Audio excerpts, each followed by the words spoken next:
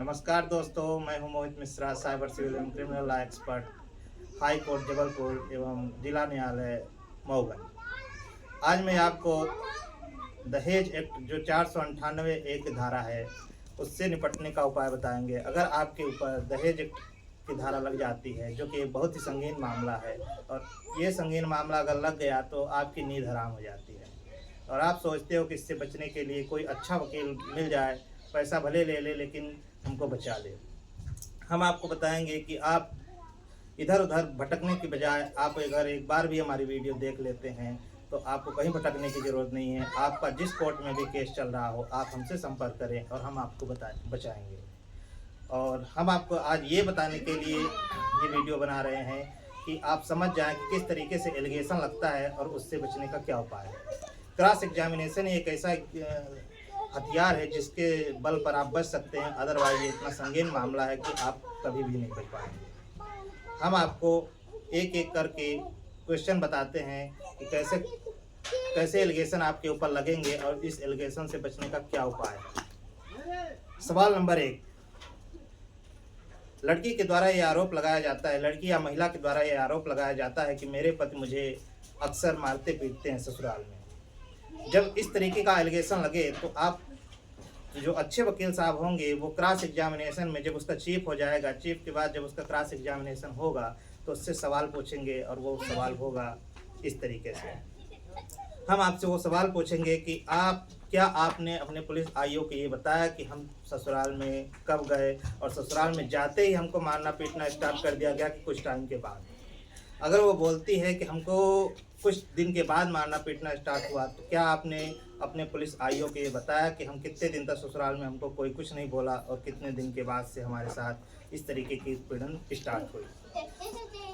जब वो ये नहीं बता पाती है कि हमको कितने दिन तक ससुराल में कुछ भी नहीं बोला गया और कितने दिन के बाद हमारे साथ उत्पीड़न स्टार्ट हुआ, तो वहीं पर हम उसको झूठा साबित कर देंगे। सवाल नंबर 2, मेरे ससुराल में मेरे सास ससुर ननद और देवर भी साथ में मिलकर हमें परेशान करते हैं।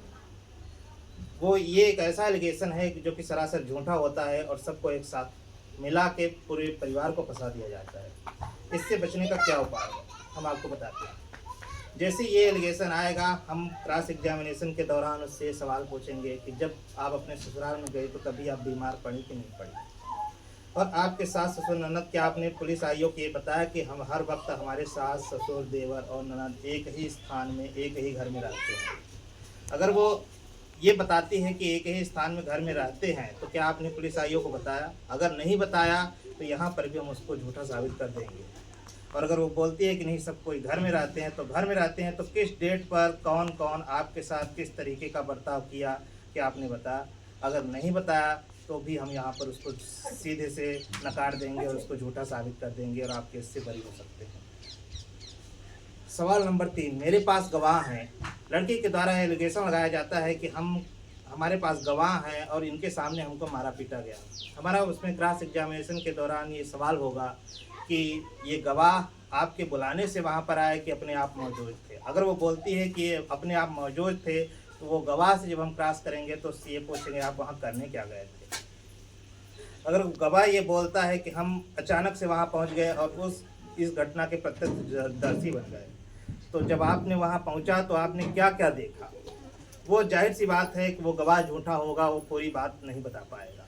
और पूरी बात जैसे ही नहीं बता पाया हम उसको झूठा साबित कर देंगे। और अगर कतिपय कारणवश देवर ननद सास ससुर इधर उधर रहते हैं, कहीं दूर रेंट पर रहते हों या कहीं पर भी रहते हों, और वो लड़की के द्वारा आरोप लगाया गया कि सभी उनको मिल के मारते हैं, मिल के परेशान करते हैं, तो हम भी उससे ये सवाल पूछ लेंगे कि अगर ये सब मिल के मारते हैं तो क्या ये हमेशा आपको मारते ही हैं कि कभी आपने ये भी अपने पुलिस आईओ को बताया कि इनके द्वारा हमारी मदद की गई? अगर आपने ये नहीं बताया कि हमारी मदद की गई, हम कभी बीमार हुए थे, हमको हॉस्पिटल कौन लेके जाता था, हम कहाँ पर रहते थे, हमारी हेल्प कौन करता था, तो भी वो हम उसको झूठा साबित कर देंगे। अगर सवाल नंबर 4, वो ये बोलती है कि मुझे दहेज के लिए बोलते हैं, ये दहेज की कोई कॉल रिकॉर्डिंग है? अगर वो बोलती है कि हाँ हमारे पास कॉल रिकॉर्डिंग है, तो सबसे पहला सवाल कि दहेज के लिए आपको कब बोला गया? क्या शादी से पहले बोला गया या शादी के बाद बोला गया? अगर शादी से पहले बोला गया तो आपने ऐसा रिश्ता क्यों एक्सेप्ट किया? और अगर शादी के बाद बोला गया तो कब से बोला गया, वो डेट, टाइम, दिनांक, ये कुछ भी वो ना बता पाएगी। अगर वो नहीं बताती है तो हम उसको झूठा साबित कर देंगे। अगर वो बता भी देती है तो हम उससे पूछेंगे कि ये जब आप बात कर रहे थे तो आपने कॉल रिकॉर्डिंग अपने से किया या किसी के कहने पर किया। अगर आपने अपने से किया तो ये आपका सीधा सीधा मोटिव है किसी को फंसाने के लिए। हम हर उस चीज़ को जो कानूनी रिकॉर्ड होता है, जो उसकी चार्जशीट होती है, उससे हम उसको कन्फर्म करवा के और उसको झूठा साबित कर देंगे। सवाल नंबर 5, मुझे खाना पीना भी नहीं मिला। लड़की का एलिगेशन होता है कि हमको खाना पीना भी नहीं देते, हमको भूखे मारते हैं। हम वो पूछेंगे कि आपको भूखा कब से मारा गया, कब आपको खाना मिला और कब नहीं मिला, और खाना देने वाला कौन होता है, आप खाना स्वयं बनाती हो या किसी के जरिए आप खाना पाती हो। अगर वो बोलती है कि नहीं हमको खाना बनाया नहीं दिया जाता, तो वो आपको क्यों नहीं बनाने दिया जाता? क्या आप शारीरिक रूप से विकलांग हैं? अगर आप शारीरिक रूप से विकलांग नहीं हैं तो जाहिर सी बात है कि आप खुद खाना बना सकती हैं। अगर आप एक में नहीं बना सकती तो आप अलग बना सकती हैं। किसी न किसी तरीके से आप खाना पा ही लेंगी। और अगर आपको खाना नहीं मिलता तो आपने अपने घर वालों को कब बताया? और अगर आपने अपने घर वालों को बताया तो क्या आपने ये पुलिस एलिगेशन में पुलिस आईओ को बताया कि हाँ हमको कब खाना पीना नहीं दिया गया? जाहिर सी बात है कि वो ये बात ना बता पाएगी, और जैसे वो नहीं बताए उसको कन्फ्रंट करके ऑन रिकॉर्ड और उसको झूठा साबित कर देंगे। सवाल नंबर 6, मेरे घर वालों के साथ भी गाली गलौज करते हैं, तो इसका कोई ऑन रिकॉर्ड है? जब हम क्रॉस एग्जामिनेशन करेंगे तो मुझसे सीधा सवाल पूछेंगे कि वो घर वालों के साथ कब से गाली गलौज स्टार्ट हुआ, और अगर गाली गलौज हुआ तो क्या आपने पुलिस आईओ को बताया कि हमारे घर वाले भी रिस्पांस में क्या जवाब दिए? जाहिर सी बात है कि वो अपना पक्ष बचाने के लिए वो कभी भी पुलिस को ये नहीं बताएगी कि हमारे घर वाले भी गाली गलौज किए। और अगर वो ये बात नहीं बोलती है कि हाँ हमारे घर वाले भी गाली गलौज किए, तो हम उसको झूठा साबित कर देंगे कि ऐसा कभी हुआ ही नहीं वाकया, और अगर हुआ तो आपने बताया क्यों नहीं? सवाल नंबर 7, मेरे सारे गहना भी रख लिए गए। अब हम उससे पूछेंगे कि सारे गहना अगर रख लिए गए तो आपने जैसे इस बात को किस किस को बताया? वो बताएगी कि हम अपने घर वाले को बताया और पुलिस को भी बताया। तो आपको कब पता चला कि हमारा गहना हमको नहीं मिलेगा? क्या आपने गहना लेने गए? अगर आप गहना लेने नहीं गए तो क्यों नहीं गए? और अगर आप गहना लेने गए और आपको गहना नहीं मिला तो आपको उसके पास रसीद है? जाहिर सी बात है कि वो सारी रसीद उपलब्ध नहीं करवा पाएगी, क्योंकि उसका एलिगेशन झूठा रहेगा। वो बोल देगी कि हमारा रसीद गुम गया। जैसे ही गुम गया तो क्या आपने पुलिस आईओ को बताया?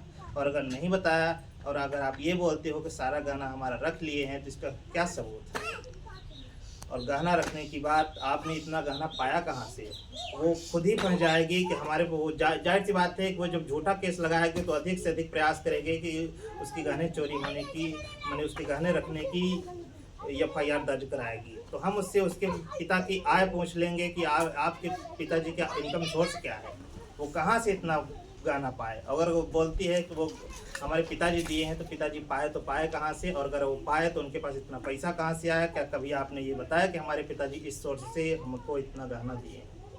वो नहीं बता पाएगी, और इससे हम उसको सिरे से खारिज कर देंगे और उसको झूठा साबित कर देंगे। सवाल नंबर लास्ट, मेरे पास कॉल डिटेल है मारपीट की, सारी बात की। तो हम उससे पूछेंगे कि आपने ये कॉल रिकॉर्डिंग कब से स्टार्ट करना चालू किया? वो बताएगी कि हमको जब से परेशान कर रहे हैं तब से हम कॉल रिकॉर्डिंग। तो हम उससे सीधा सवाल करेंगे कि जब से आपको परेशान किया जा रहा है आपने तभी से FIR क्यों नहीं दर्ज कराई? और वो इसका जवाब नहीं दे पाएगी। वो बोलेगी कि हम कुछ दिन तक हम पारिवारिक दबाव के कारण हम थाने नहीं गए। अगर आपने पारिवारिक दबाव के कारण थाने नहीं गए तो फिर आप क्यों गए बाद में थाने? अभी भी तो आपके पास पारिवारिक दबाव होगा, और अगर नहीं है तो ये बात आपने पुलिस को क्यों बताया? और वो अगर कॉल डिटेल भी देती है तो चूँकि हम एक साइबर एक्सपर्ट हैं और हम उस एविडेंस को भी हम सिरे से नकार देंगे, कॉल डिटेल को भी हम सिरे से नकार देंगे, क्योंकि वो कॉल डिटेल डायरेक्ट तो कोर्ट में लाएगी नहीं, किसी न किसी डिवाइस के जरिए वो लाएगी। जैसे डिवाइस के जरिए लाएगी हम उसको कन्फ्रंट करके ये साबित कर देंगे कि ये उस डिवाइस की कॉल डिटेल है ही नहीं। तो साथियों, ये रहा कुछ डेमो आपके लिए। और अगर आपको कभी भी किसी भी प्रकार की समस्या हो, खासतौर पर दहेज एक्ट में, तो आपको अब परेशान होने की आवश्यकता नहीं है। आप हमारा संपर्क कॉन्टैक्ट नंबर 9098591075 पर संपर्क कीजिए और किसी भी प्रकार की सहायता, लीगल सहायता के लिए आप हमसे संपर्क कर सकते हैं। और अगर आपको क्रॉस एग्जामिनेशन में अगर हमसे मदद चाहिए तो आप हमसे ले सकते हैं। धन्यवाद।